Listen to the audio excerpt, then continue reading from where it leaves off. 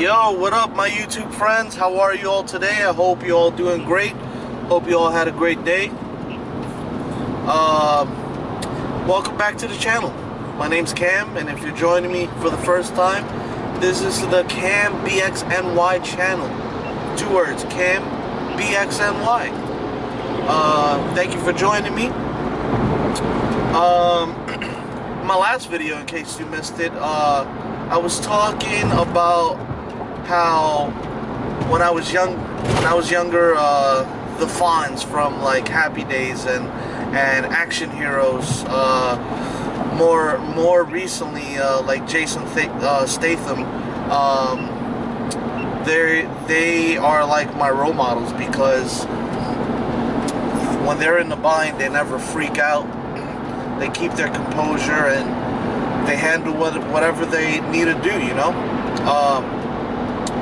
The words that slipped me by in my last video, or 2 videos ago, the words that slipped me by was practicality and efficiency. I'm all about it. Like, why not, you know? To me, this kind of means like thinking about things in a very tactical way. Like, let me preface this, like, I'm not trying to be like a vigilante here or anything. I'm not trying to fight other people's fights. I'm not trying to fight crime, this and that. What I mean by this is thinking about anything that can go wrong, like catching a flat tire. Anything that can go wrong, just think about it ahead of time and think about how you can prepare for these things before it actually happens, you know? So, practicality and efficiency, making sure that I'm self-sufficient to the best of my ability. I try always to like just be prepared for anything. Like, for instance, you know, when you buy a car and it comes with a scissor jack or like a bottle jack, and those things take forever. Like, if you ever caught a flat tire and you ever had to use those things are brutal to use. Like, they're terrible. So I went out and I bought a 3-ton hydraulic lift, and this thing gets you in and out fast and quick. Also, I bought like a collapsible tire iron. It's amazing. Like, I don't understand why anybody would feel like spending probably, like, you could get a 2-ton hydraulic lift for like 40 bucks if you have like a coupe or a sedan. That'll do just fine. I have a 3-ton because I have an SUV. A $25 collapsible tire iron, that stuff will take you a long way. It'll get you in and out fast and quick out of a flat tire. It's funny, my wife makes fun of me because every time there's a blizzard or whatever, or even when it's freezing cold in the winter, I'll put on my snowsuit and my snow boots and my North Face, and I am just rocking out. I'm like getting from point A to point B, comfortable, dry, and I'm living life. She's making fun of me because I decide not to be swagging out there in the crazy cold weather. Like, who wants to do that? It's crazy. Yeah, I like to be prepared for things and handle things my own way and be comfortable and not have to worry and panic. And like, let's say if I didn't have a snowsuit, snow boots and stuff, like, I'd be arriving at my destination and I'd be freezing cold. I'd be with wet socks all day. Like, it's crazy. Like, who wants to live like that?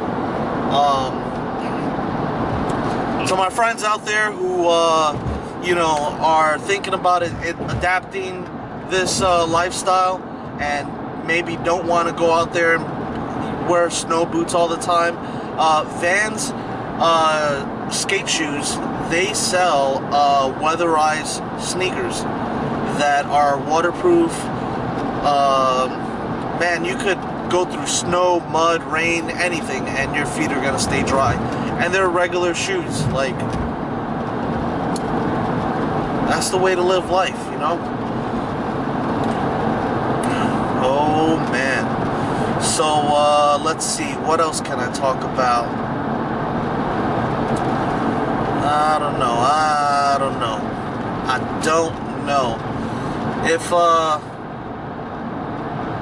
If any of you guys are digging this content, you know, anything that I talk about, and you would like to give some input, and or maybe there's stuff that I could talk about, just let me know in the comments, please. You know, it wouldn't hurt. It would be awesome to engage with you all out there.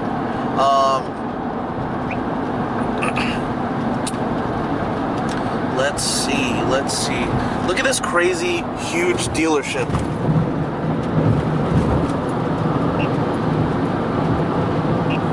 There's like a ridiculous amount of cars there. Like, I don't know, maybe 500 cars. That's crazy. Oh man, I want to get a. This is my second car. My first car was a Honda Passport, 97 Honda Passport. It didn't last long. Like, it's terrible. And it's crazy when people say that, like, Hondas, man, they last forever. Like, if you treat them right, they'll last forever. They'll go 200,000+ miles. Right now, I've had this 2010 Honda Pilot for 10 years now. I bought it in summer of '09, and now it's 2019, and I'm creeping up on 150,000 miles, and I'm dreading it. Like, I don't want this car to crap out on me, and it's crazy. It's crazy how much I travel and how much miles, ridiculous miles I put on this car. But I'm hoping. Every time I get this car service, like, the people at the shops, they're always telling me that I'm doing a good job, like, keeping up with the engine and the transmission and stuff. So that's good. I gotta put in some work to my suspension. Actually, I think it's gonna be at probably like a minimum like $1,200, and that's kind of a pain to have to spend all at once, you know. I value my money. And I'm very cheap with my money too. Like, I try to be very frugal. There's times that I also ball out on things, you know, like, for instance, this camera and stuff. But let's get back to the suspension. I used to have some mud tires, Firestone Destination MTs. Those things were beasts. Those things are crazy. Like, mud, gravel, snow, in the blizzard, like, I'd be ripping through everything. Those things were amazing. But they took a number. They did a number on my suspension. Mostly the bushings. Bushings, by the way, if you don't know, took me a long time to figure this out, but bushings are actually like rubber parts that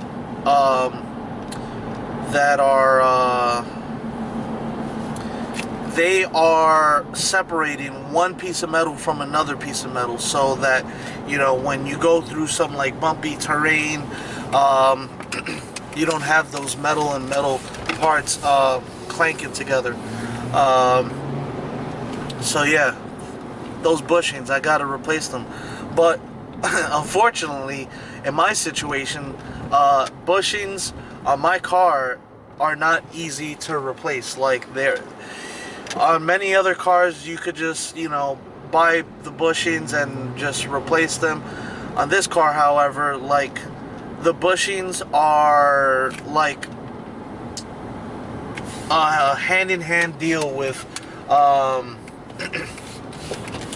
with the control arms.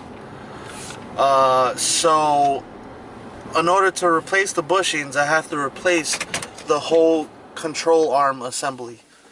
It's crazy. I really wish I knew about vehicles more than I do now. Like, practicality and efficiency, like I tell you, like, and the whole DIY like movement. Like, I wish I could just fix things myself. I try my best to fix a lot of things myself, and any mods to my car or in my home, I just try my best to just do it on my own. Um, I'm not sure if I showed you in a previous video, but check this out. I have a backup camera here that I installed myself, and it only cost me about 40 bucks on Amazon. Now, cool thing about this backup camera is that it has two inputs. So I went ahead and I bought a second camera. And my second camera, I installed it in my back seat somewhere, actually in the headliner. And there it's pointing at my daughter's baby seat. So I could watch her on long trips. It's pretty awesome. Maybe sometime in the future I will give you some pointers on how to install these type of things. Like, I got a radar detector here that I hardwired in. So, like, everything's hardwired. So I have a kill switch here that turns everything off, even the radar. And then when I flick the kill switch back on, turns that on, it turns the monitor back on. Bam. I put floor lighting in my car. I put 6 lights. Before, I used to only have this one, the driver's side, the passenger seat, and that's it. Now I put one in my control thingamajig over here, right up above, right there by like my pen holder thing, and then 2 in the back seat. A total of 6 lights altogether, and I'm rocking out. Know what I mean? So I did it all myself. It's very, very, very simple. I hate spending money on stupid stuff, like stuff that I should have just known and just been able to just handle on my own and not have to pay somebody else to install things for me, Like, when I first got this car, my last car too, I went out and I bought a stereo system, the speakers, I bought the subwoofer and the amp, and I installed everything myself. Now, when it came to installing the remote wire, I was just like clueless. I had no idea what to do. So I had to take it to a shop, and pay $100 to get this remote wire installed. It was so upsetting. Like, who wants to just give away their money like that, So if you're out there and you have a subwoofer and you want to install it, basically, there's gonna be a positive wire and a ground wire. The ground wire, basically, you're gonna have to pull up some panels in your car and your floorboards and try to find a screw that is screwed into the main frame of the body. That's the ground. And then the positive, you usually have a long wire that, if you buy the wiring kit, The long wire goes all the way through the whole car. You tuck it underneath the carpet or whatever, and you're gonna have to unplug a big rubber plug in your firewall. Basically, the firewall, I think it's called a firewall. Firewall just is a wall between the driver passenger area, and it divides the driver passenger area from the engine. So now you're able to feed the positive wire through the firewall hole, and then you could attach the positive wire to the battery. Now the remote wire is kind of similar. I think the remote wire is only just a positive cable. So this may not be like the correct way to do it, but all you got to do is plug that wire into your fuse box. All you need to do is pull out a fuse, wrap the wire around one of the prongs of the fuse, and then wedge that fuse back in the fuse box, and your remote wire is working.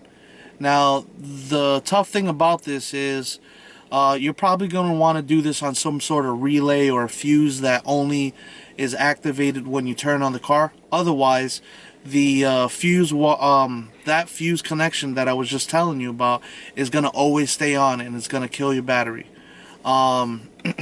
So what I recommend is first I recommend getting an inline fuse. You could get this at Pep Boys or AutoZone or whatever. An inline fuse basically is, here's the remote wire. You're gonna have to clip it, and then the inline fuse is gonna be a fuse with two raw wires at the end. So you just put that in between the wire you just cut, and then you know, braid it together, put some electrical tape on it, and then you're rocking out. But if you don't wire this up to like like some type of relay that only turns on when you turn on your car, then it's gonna be always on, and it's gonna always be on, and then it's gonna kill your battery. So if you can't manage to find that, then you're gonna have to like hardwire a switch into it. So that's just what I did. I hardwired a switch over here. That's this one here. Right now it's on. My if yep. Now it's off. It's on. That's not a station that I listen to, by the way. But this one also, what I did, now again, this may not be the proper thing to do, but I always like to think outside the box, and I do things my way. So this is also my kill switch for my my floodlights. My floodlights there. And in the back, oh, there it goes. So now it's on, but if I turned it off, my floodlights in the back will not turn on. So anyway, I could go into more depth and show you a bit of wiring. Maybe sometime in the future I'd probably switch out some lights that are going dead in my car, and I'll be able to show you how to rewire some lights, or any type of 12 volt accessory to your car. It's very simple. You shouldn't have to pay somebody to install these things. These things are very simple. Now, on the other hand, if you do this for a hobby, maybe you might want to also make it a career. If you know the whole ins and outs of everything, and you can open up your own custom installation shop. I would like to do that, but I feel like I don't know everything, and I would hate to like mess something up in some stranger's car and they're paying me for a service and I mess something up. I'm not gonna mess up the wiring, but I could mess up a panel that you would pull off, and then when you go to put it back in, it might not like go in the same way. Oh, let me show you something else that's really cool. I got some emergency lights in my vehicle. Check this out. I don't know if you could see this. There you go. There you go. I'm pimping. What? um, Check this out here. This is the controller, and I can change the directions of these things. If I'm making a right turn, if I'm making a left turn. But yeah, like, yeah. Oh man, I just freaked out because I thought this guy might have been a cop or something. But these, they shouldn't, I don't know, these things shouldn't be illegal. They're just amber lights. Like pickup trucks have them, like snowplow trucks have them. Um, like if I wanted to go out there and buy a pickup truck and put a snowplow on my truck, and I wanted to, or like a tow truck, if I wanted to get into that type of business, I'm allowed to have those things. Well, you don't need you don't need any type of permit or license to have these type of things. You can buy them online. Like, I actually bought them on Craigslist from a firefighter, like a volunteer firefighter from up in Marlboro, New York. These things are really easy to install, and you know, I also was thinking about maybe trying to find a place to work at that installs like police equipment in the vehicles. Like, that's simple stuff, you know. Oh man, that'd be cool. But it's also very tedious and time consuming. Um, yeah, like sometimes it takes me like anywhere between 4 and 6 hours to do something like this, to do it from scratch, to make a switch box if a switch box doesn't already come. Um, yeah, like 4 to 6 hours. Like, think to yourself, if you were going to take on a job where you were going to install something that took you 4 to 6 hours, and you have multiple clients to attend to their vehicles, like, it's going to be tough. So I would have to, like, if I had my own business, I'd have to hire other people, and then, you know, what do you pay people for working on these type of things? Like, I don't know. What would you charge? I tell you what, if